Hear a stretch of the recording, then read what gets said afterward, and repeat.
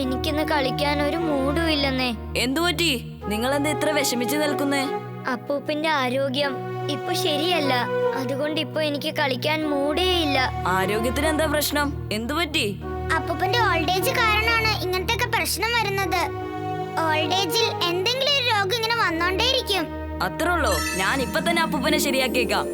അകിടം പകിടം ആലം ഫാലം ഇകിടം തികിടം ദം ദമാദം.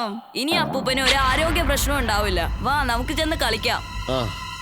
ഇപ്പൊ എന്റെ ആരോഗ്യത്തിന് ഒരു കുഴപ്പമില്ല. വീർ, ഞാൻ മാർക്കറ്റിൽ പോയി സാധനങ്ങളൊക്കെ വാങ്ങിച്ചോണ്ട് വരാം കേട്ടോ. അതാരാ? അത് നമ്മുടെ അപ്പൂപ്പൻ തന്നെയാ.